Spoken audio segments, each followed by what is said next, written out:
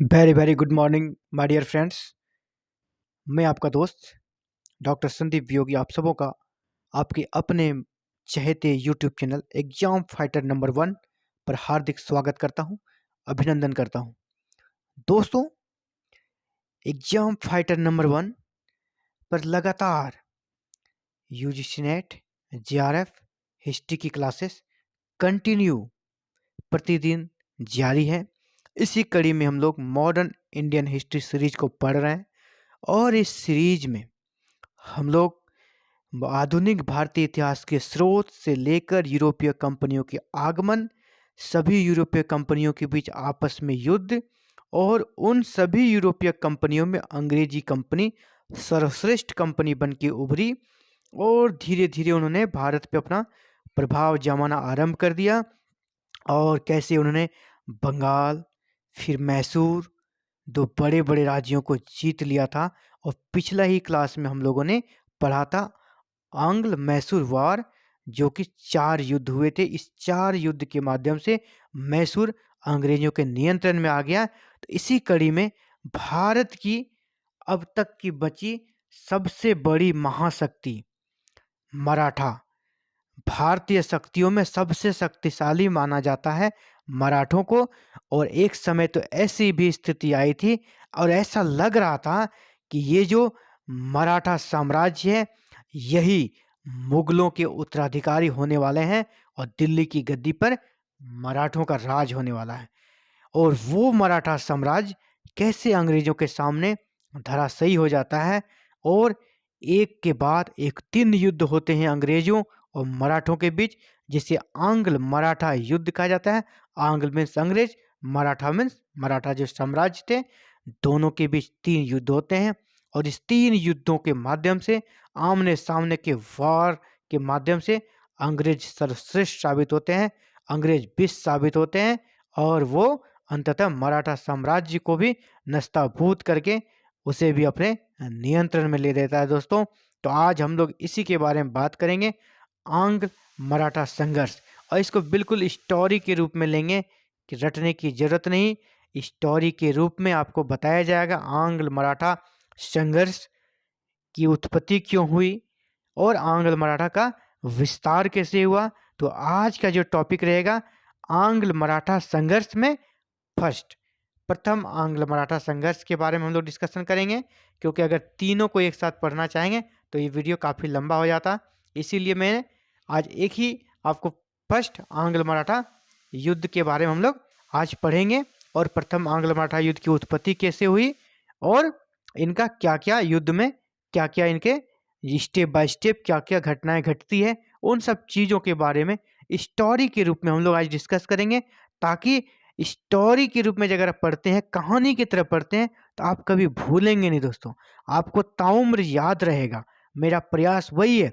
यहाँ कोई किताबी भाषा में आपको नहीं पढ़ाया जाएगा, किताबी भाषा में कोई लेक्चर नहीं होगा। ये बिल्कुल आम बोल चाल की साधारण से टूटी फूटी भाषा, हमारे जो लोकल लैंग्वेज है उस स्टाइल से पढ़ाई होगा, ताकि आपको रटना ना पड़े, आप कहानी की तरह आपके दिमाग में धस जाए और वो ताउम्र आपको याद रहे। तो सबसे पहले हम लोग आगे बढ़ते हैं। जैसा कि आप देख पा रहे होंगे, हम लोग पढ़ेंगे आंग्ल मराठा संघर्ष। तो थोड़ा सा हम लोग बैक में जाएंगे, आखिर इसकी उत्पत्ति क्यों हुई, इसके पीछे क्या कारण जिम्मेदार थे। तो सबसे पहले पहला जो आप देख रहे हैं कि अंग्रेजों और मराठों के बीच राजनीतिक सर्वोच्चता के लिए 3 युद्ध हुए। उस दौर में यूरोपीय शक्तियों में अंग्रेज बचे हुए थे सबसे शक्तिशाली, और भारतीय शक्ति में मराठे बचे हुए थे सबसे शक्तिशाली। तो इन दोनों के बीच सर्वश्रेष्ठता को लेकर जंग हुआ और ये 3 जंग हुए, 3 युद्ध हुए।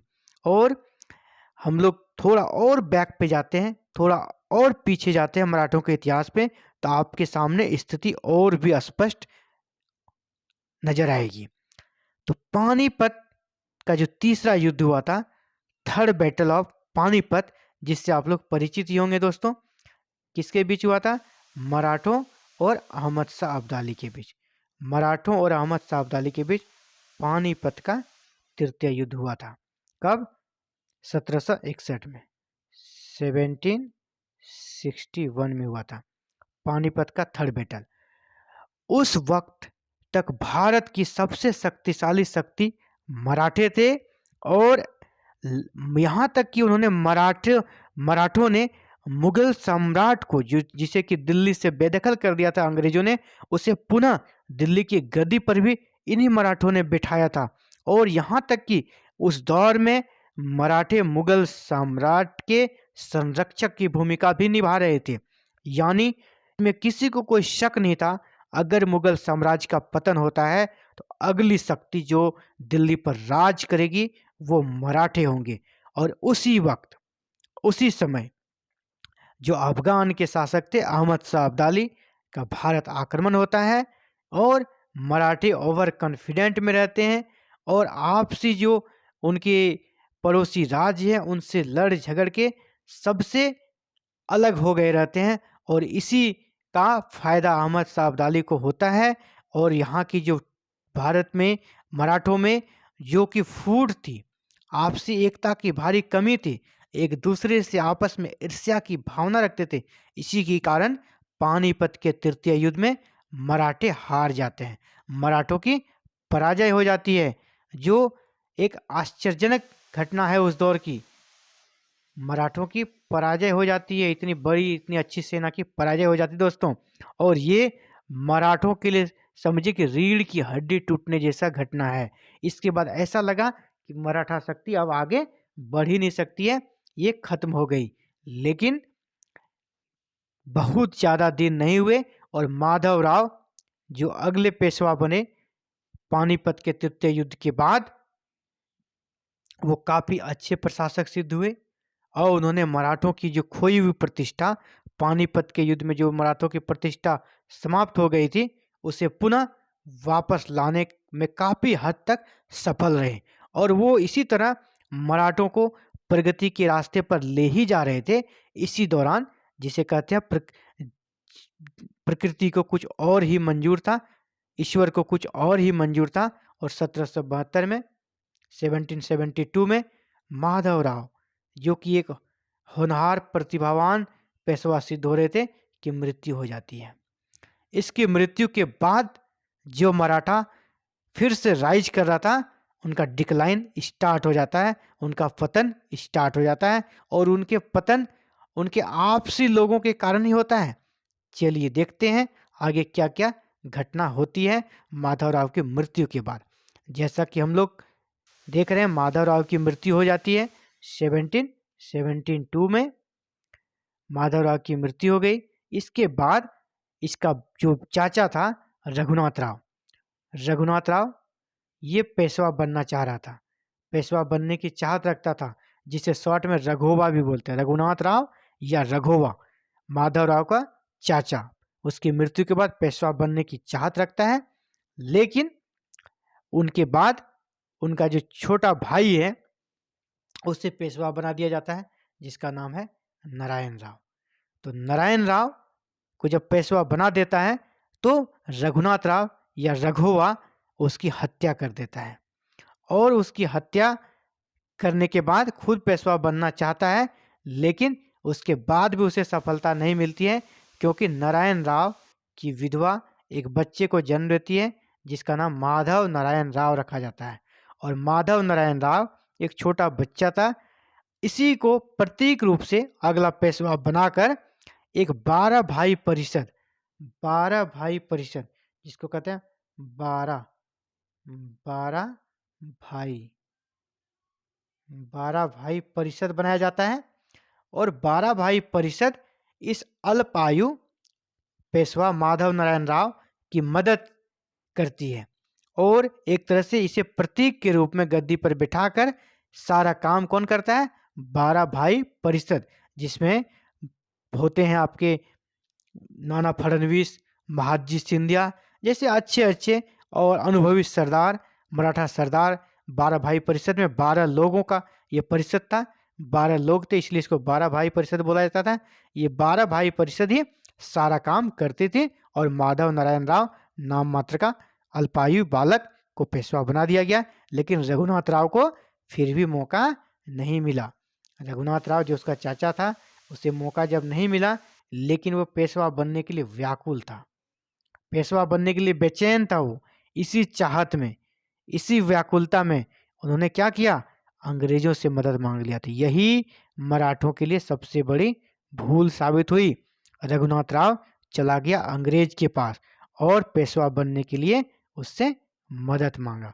और यही दोस्तों रघुनाथ राव का अति लालच, रघोवा का अति लालच, उसका अंग्रेजों के पास जाना, एक तरह से अंग्रेजों को मराठों की राजनीति में घुसने का मौका दे दिया उन्होंने, आंतरिक दखल देने का मौका दे दिया।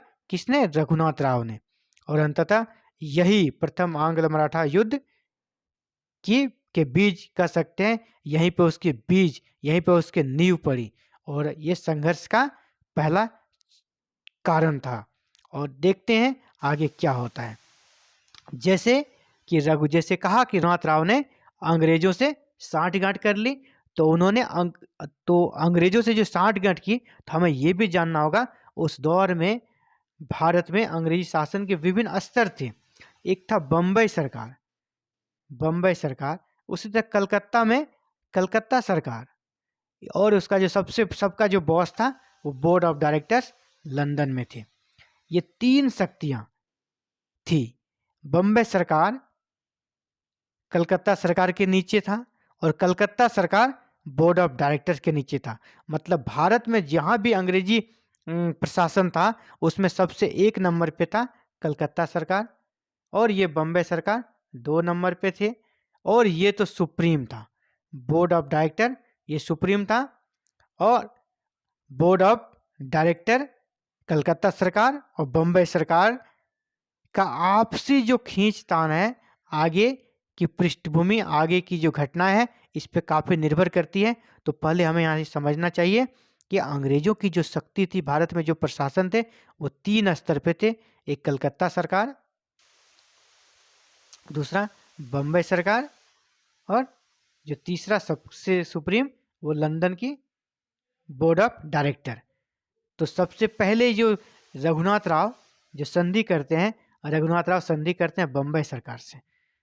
रघुनाथ राव संधि करते हैं बम्बई सरकार से, और क्या होता है इसे, कौन सी संधि बोलते हैं? तो इसे सूरत की संधि। रघुनाथ सरकार ने बम्बई सरकार से, रघुनाथ राव ने बम्बई की सरकार से जो संधि की, उसे सूरत की संधि नाम दिया गया। और ये संधि कब हुई? 1775 में दोस्तों। इस संधि के तहत क्या हुआ, रघुनाथ राव और बम्बई सरकार के बीच जो संधि हुई बम्बई सरकार के साथ, इस संधि का नाम दिया गया सूरत की संधि। और इस संधि में पहला कंडीशन ये हुआ कि बम्बई सरकार 1.5 लाख रुपये मासिक खर्च लेकर 2500 सैनिकों की सहायता देगी रघुनाथ राव को। तो बम्बई सरकार से रघुनाथ राव की जो पहली बातचीत हुई, जो पहला एग्रीमेंट हुआ, ये था कि कंपनी 1.5 लाख रुपया महीना लेगी रघुनाथ राव से, और उसे 2500 सैनिक देंगे पेशवा बनने के लिए, उसके संरक्षण में। दूसरा कंडीशन था, रघुनाथ राव 3 क्षेत्र सालसेट, बसीन और थाना, ये अंग्रेजों को देंगे। इस संधि के तहत आगे घटना होता है कि अब रघुनाथ राव को पेशवा बनाया जाएगा। तो रघुनाथ राव को सेना मिल जाता है 2500, वो 2500 सैनिक और कर्नल किटिंग अंग्रेज अधिकारी दोनों मिलकर पेशवा पर आक्रमण कर देते हैं। तो कर्नल किटिंग की सेना और रघुनाथ राव की सेना मिलकर पेशवा पे अटैक करती है, और वो मैदान क्या नाम है ये भी याद रखेंगे आप, आरस का मैदान। आरस का मैदान में पेशवा की सेना और रघुनाथ राव की सेना और अंग्रेजों की संयुक्त सेना के बीच युद्ध होता है आरएस के मैदान में। और इस युद्ध में क्या होता है, पेशवा की सेना हार जाती है। लेकिन यहाँ पे पेशवाओं में भी 2 गुट था। ये तो जबरदस्ती जाके इन्होंने संधि किया था, रघुनाथ राव ने जबरदस्ती जाके संधि किया था। जो दूसरा गुट था जो कि पेशवा के साथ था, उन्होंने क्या किया, उन्होंने जो कलकत्ता में सरकार थी अंग्रेजों का, कलकत्ता सरकार से संपर्क स्थापित किया। और इसमें नाना फडणवीस का नाम याद रखेंगे। नाना फडणवीस ने काफ़ी महत्वपूर्ण भूमिका निभाई। और कलकत्ता की सरकार से रघुनाथ राव ने बम्बई की सरकार से संबंध स्थापित किया था, इनके साथ सूरत की संधि की। लेकिन जो 12 भाई परिषद था, अल्पायु पेशवा के जो संरक्षक थे 12 भाई परिषद, उन्होंने कलकत्ता की सरकार, कलकत्ता में जो अंग्रेजों का परिषद था उससे संपर्क स्थापित किया और उससे एक संधि की, जिस संधि का नाम है पुरंदर की संधि, और ये 1776 में हुई थी।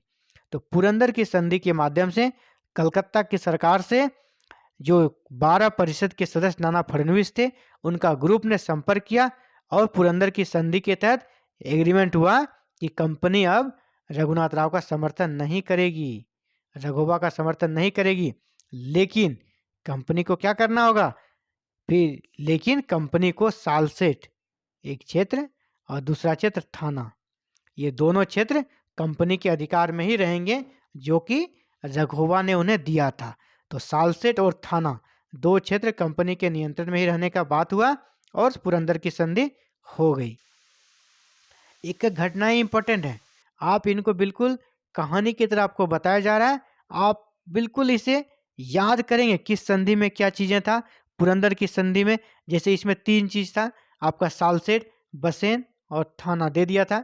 लेकिन इस संधि में क्या हुआ, 2 क्षेत्र उन्हें रहने दिया, सालसेट और थाना को अंग्रेजों के पास रहने दिया, रघोबा का समर्थन नहीं करेगी, और इस तरह ये क्लियर हो गया। लेकिन अब देखिए तीसरा जो बॉस था, पहला बॉस दूसरा बॉस, दो संधि, अब तीसरा जो लंदन में था बोर्ड ऑफ डायरेक्टर, उन्होंने क्या किया, पुरंदर की संधि को अस्वीकार कर दिया।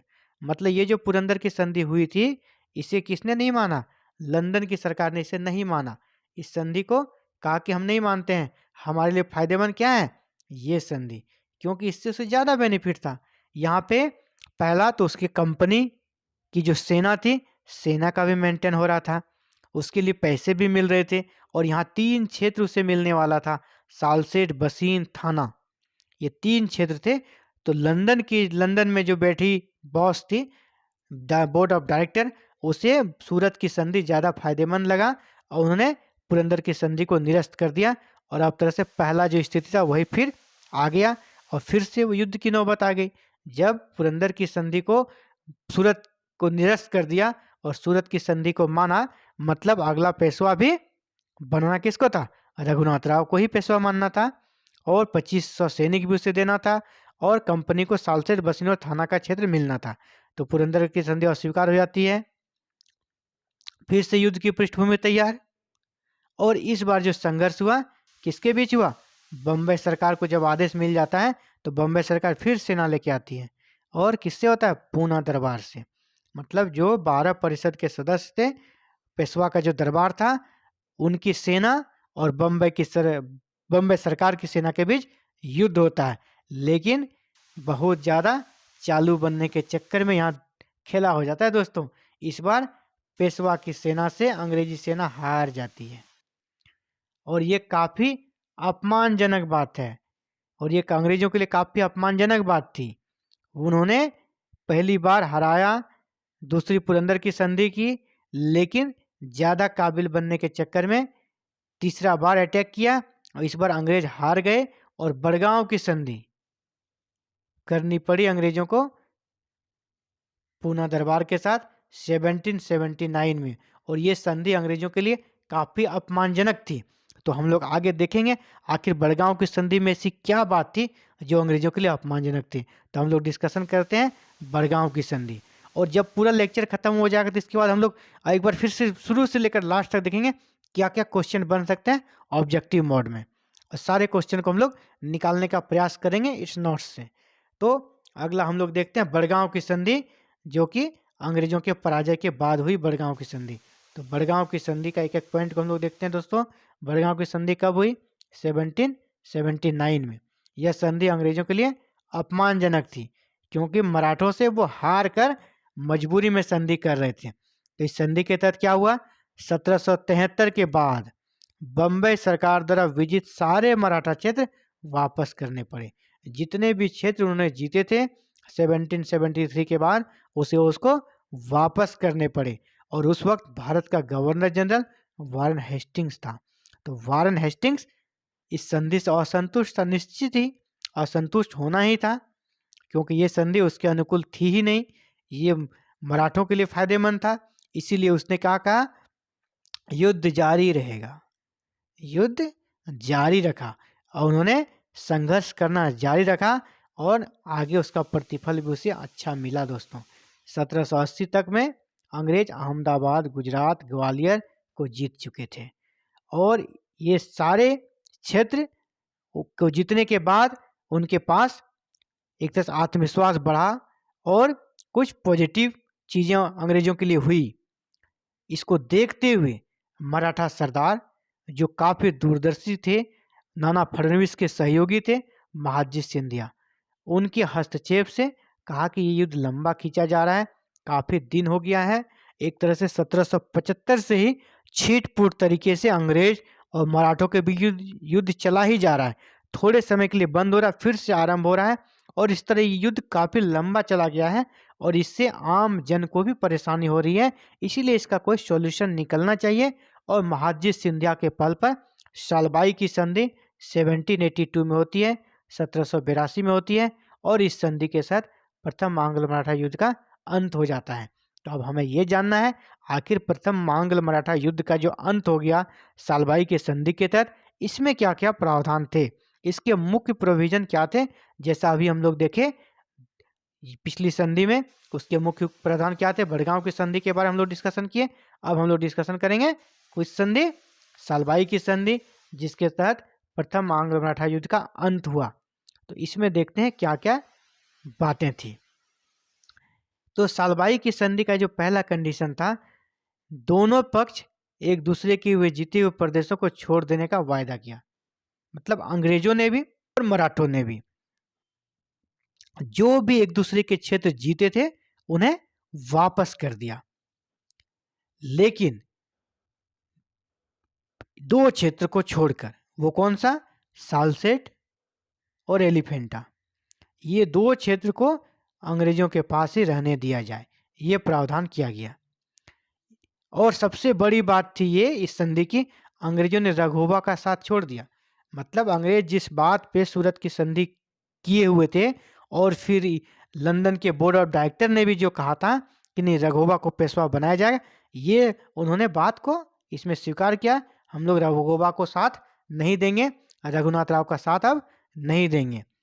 लेकिन रघुनाथ राव के लिए क्या उपाय किया गया कि पेशवा द्वारा रघुबा को पेंशन दी जाए। आखिर वो पेशवा भी नहीं बनेंगे तो उनके लिए कुछ तो सकारात्मक चीज़ होनी चाहिए। उनके लिए क्या गया कि जो पेशवा है 12 परिषद है वो पेंशन की व्यवस्था करेगी रघुनाथ राव के लिए। एक तरह समझिए वो पेंशन भोगी बन के रह गया। जो पेशवा बनने का ख्वाब देख रहा था रघुनाथ राव, वो पेंशन भोगी बन के बस संतुष्ट रहा। इसके बाद कंपनी ने क्या किया, जो पेशवा था अल्पायु बालक माधव नारायण राव, उसकी जो माधव नारायण राव था उसे पेशवा के रूप में मान्यता प्रदान कर दिया।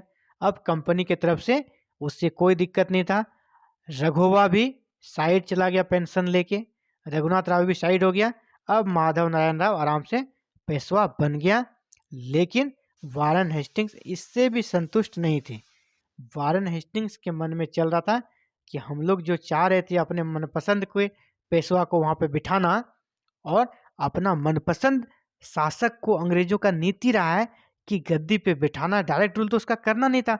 बंगाल में मीर जाफर को बिठाया, मीर कासिम को बिठाया और अंधाधुंध बंगाल का शोषण और दोहन किया। इसी तरह का जिस उन्होंने मैसूर में भी किया, वाडियार वंश के शासक को बैठा दिया और सहायक संधि कर लिया। मतलब इनडायरेक्टली उनको रूल करके लूटने में अंग्रेजों का आदत लग चुका था। यहाँ भी चाहते थे वो किसी ऐसे लोगों को बैठा दें गद्दी पे, मराठा साम्राज्य का मराठा पेशवा बना दें जो कि उनके इशारों पर नाचे, मीर जाफर की तरह, मीर कासिम की तरह, और जैसे कि मैसूर में सहायक संधि किया उस तरह की संधि वो चाहते थे। लेकिन यहाँ तो उनकी चली नहीं। ये जो संधि हुई, इस संधि के तहत ये तो कहा गया कि रघोबा को पेंशन दी जाएगी, रघोबा पेशवा नहीं बनेगा। तो फिर रघोबा ही तो उसके बाद पे चलने वाला था, रघुनाथ राव ही अंग्रेजों के इशारे पे नाचने वाला था, लेकिन वो तो नहीं बन पाया। इसीलिए वारन हेस्टिंग्स संतुष्ट नहीं था। उनका एक स्टेटमेंट भी आता है कि प्रथम आंग्ल मराठा युद्ध का जो अंत हुआ है सालबाई की संधि के तहत आपत्ति काल की सफल शांति वार्ता है कि हम लोग मुसीबत में थे, उस समय का एक सफल शांति वार्ता था यह, और कुछ नहीं था। मतलब ये हम इसको अंत नहीं मानते हैं। आपत्ति काल का नित्य मुसीबत में हाँ कह देना, वही बात है। बस उन्होंने कहा ये मुसीबत के लिए हाँ कह दिए, और कुछ बड़ी बात नहीं है, और इसीलिए उनके अंदर में संतुष्टि की भावना नहीं थी दोस्तों। तो आगे क्या होता है, आगे कुछ घटनाएं घट जाती हैं। अब जब पेशवा बन गए कौन, माधव नारायण राव, अल्पायु बालक, तो इनके लिए 12 भाई परिषद ही सब कुछ करती थी। अब 12 भाई परिषद में जो 12 लोग थे, इसमें 2 प्रमुख थे, महादजी सिंधिया और नाना फडणवीस। अब इन दोनों में भी आपसी सर्वश्रेष्ठता के लिए खींचतान होने लगी, और अपने को श्रेष्ठ साबित करने के लिए दोनों के बीच संघर्ष प्रारंभ हो गया। और इसी जो था प्रतिद्वंदिता में क्या कर दिया, मराठों की आंतरिक स्थिति को कमजोर कर दिया। जब एक तो पेशवा अल्पायु का है, उसको गाइड करने के लिए 12 परिषद हैं, और जब वो 12 परिषद ही आपस में लड़ने लगे, आपस में कुंठा का भाव रखे, तो वो आंतरिक स्थिति कमजोर होना ही था। वही हुआ, इन दोनों के बीच आपसी प्रतिद्वंदिता ने मराठों की आंतरिक स्थिति को कमजोर कर दिया। इसी बीच में घटना घट जाती है कि महादजी सिंधिया की 1795 में मृत्यु भी हो जाती है। और महादजी सिंधिया की जब मृत्यु हो जाती है, और एक तरह से नाना फडणवीस दूसरे गुट के रहते हैं, और इस जो कलह की स्थिति उत्पन्न होती है, ये जो संघर्ष की स्थिति उत्पन्न होती है, जो बालक पेशवा बना था वह इसे सहन नहीं कर पाता है, और वह भी 1795 में क्या करता है, आत्महत्या कर लेता है दोस्तों, सुसाइड कर लेता है। वो बच्चा पेशवा सुसाइड कर लेता है, मतलब माधव नारायण राव जो पेशवा थे वो सुसाइड कर लेता है। जब माधव नारायण राव अचानक से सुसाइड कर लेते हैं, तो क्या करते हैं, इंदौर के जो सरदार थे होलकर, इंदौर में होलकर जो मराठा सरदार थे, उन्होंने विनायक राव को अगला पेशवा बना दिया, पेशवा बना दिया। इस स्थिति से रघुवा, वही रघुनाथ राव जो लालची किस्म का व्यक्ति था, उसका पुत्र बाजीराव द्वितीय भी तो उसी तरह था। उन्होंने भी क्या किया, वो पेशवा बनने चाहने लगे। इंदौर के होलकर ने जब विनायक राव को बना दिया, तो फिर से पुराने वाली स्थिति बन गई। अब रघुवा नहीं, रघुवा का बेटा बाजीराव द्वितीय, बाजीराव द्वितीय जो रघुवा रघुनाथ राव का बेटा था, एक लालची पिता का पुत्र था, अब वो पेशवा बनना चाहने लगा। और जिस कदम पे, जिस रास्ते पर उसके पिताजी गए थे, अब वो भी उसी रास्ते पर चला, और उन्होंने क्या किया, अंग्रेजों से मदद मांगा, और अंग्रेजी मदद से वो पेशवा भी बन गया। और पेशवा जब वो बन गया जबरदस्ती, तो उनकी बात जो थे सरदारों में चलती नहीं थी, लोग उनका इज्जत करते नहीं थे। तो बाजीराव द्वितीय ने क्या किया, आपस में मराठा सरदारों को लड़ाने की नीति अपनाई, और फूट डालो और राज करो की नीति अपनाई। और इसी क्रम में वो कुछ अति कर जाते हैं, और बहुत तरह की घटनाएं होती है, और जिसके बाद फिर बाजीराव द्वितीय भाग के अंग्रेजों के पास जाते हैं, और बचने के लिए अंग्रेजों से एक संधि करते हैं, बसीन की संधि, बसीन की संधि। और बसीन की संधि करने के बाद एक तरह से समझिए कि इन्होंने मराठों के तरफ से सहायक संधि स्वीकार कर लिया, और ये पेशवा थे, तो मराठों को सहायक संधि के जाल में इन्होंने फंसा दिया। किसने, बाजीराव द्वितीय ने, बसीन के संधि के माध्यम से, जो कि 1802 में हुई। सहायक संधि के जाल में मराठों को धकेल दिया। और इसी को जो होता है कि अन्य मराठे जो सरदार थे वो सहन नहीं कर पाए, और अंततः संघर्ष की स्थिति उत्पन्न हुई। और इसीलिए मैंने कहा भी है, इस संधि यानी बसीन की संधि में ही द्वितीय आंग्ल मराठा युद्ध के बीच छुपे थे दोस्तों। द्वितीय आंग्ल मराठा युद्ध के बीच इसी संधि में छुपे थे। तो जो नेक्स्ट क्लास होगा उसी में हम लोग देखेंगे बसीन की संधि के प्रावधान क्या थे, और बसीन की संधि ने किस प्रकार द्वितीय आंग्ल मराठा युद्ध को जन्म दिया। और इसी के साथ हम लोग अगले क्लास में ये भी डिस्कस कर लेंगे तृतीय आंग्ल मराठा युद्ध। तो अगला क्लास में जो आंग्ल मराठा युद्ध का सेक्शन है वो हमारा खत्म हो जाएगा। आंग्ल मराठा युद्ध द्वितीय और तृतीय का हम लोग नेक्स्ट क्लास में डिस्कशन करेंगे। अभी बस इतना जान लें कि पेशवा बन जाते हैं बाजीराव द्वितीय अंग्रेजों की मदद से, और ये बसीन की संधि कर लेते हैं, जो मराठों के लिए अपमानजनक थी, मराठा सरदारों के लिए अपमानजनक थी, जो बाजीराव द्वितीय वर्सेस अंग्रेजों के बीच होती है। और इसी बसीन की संधि को अपमानजनक मानकर अन्य मराठा सरदार उत्तेजित हो जाते हैं और इसी से द्वितीय आंग्ल मराठा युद्ध का जन्म होता है। तो इसी को हम लोग नेक्स्ट क्लास में देखेंगे। उम्मीद है आज भी आप अच्छे से समझ गए होंगे स्टोरी के रूप में। एक बार हम लोग शुरू से लेकर क्वेश्चन के मोड में चलते हैं। सबसे पहला, मराठों और अंग्रेजों के बीच कितने युद्ध हुए? तो 3। मराठों और अंग्रेजों के बीच 3 युद्ध हुए थे। कब कब हुआ, इसे आपको याद रखना चाहिए। तो सबसे पहला हम लोग यहाँ डिस्कस कर चुके हैं। पूछा जाएगा आपको प्रथम आंग्ल मराठा युद्ध कब हुआ? तो 1775 से 82। प्रथम आंग्ल मराठा युद्ध की शुरुआत किस संधि से हुई? सूरत की संधि से। प्रथम आंग्ल मराठा युद्ध का अंत किस संधि से हुआ? अंत हो गया सलवाई के संधि से। जो हम लोग देखिए 12 भाई परिषद किस पेशवा के समय था? तो माधव नारायण राव के समय था। किसने अंग्रेजों को मराठों की राजनीति में हस्तक्षेप करने का अवसर दिया? तो रघुनाथ राव, जो कि पेशवा के चाचा थे। सूरत की संधि कब हुई? 1775 में। पुरंदर की संधि कब हुई? 1776 में। पुरंदर की संधि किनके बीच हुई? तो कलकत्ता सरकार और पूना दरबार के बीच। इसी तरह सूरत की संधि किसके बीच हुई? तो रघोवा और मुंबई की सरकार, बम्बई की जो सरकार थी, उनके बीच हुई। इसी प्रकार सूरत की संधि में कौन से क्षेत्र को देने का वादा किया गया था? सालसेट, बसीन और थाना। सूरत की संधि में कौन से क्षेत्र देने का वादा किया गया? सलसेट और थाना, 2 क्षेत्र। रघुनाथ राव ने किस अंग्रेज कर्नल के मदद से पेशवा की सेना को हराया? तो कर्नल कीटिंग। रघुनाथ राव और पेशवा की सेना के बीच युद्ध किस मैदान में हुआ? आरएस मैदान। इसी तरह बोर्ड ऑफ डायरेक्टर ने किस संधि को स्वीकृति दी? तो सूरत की संधि को। किस संधि को निरस्त किया? पुरंदर की संधि को। बड़गांव की संधि कब हुई? 1779 में। बड़गांव की संधि से संबंधित भी क्वेश्चन बनेंगे दोस्तों।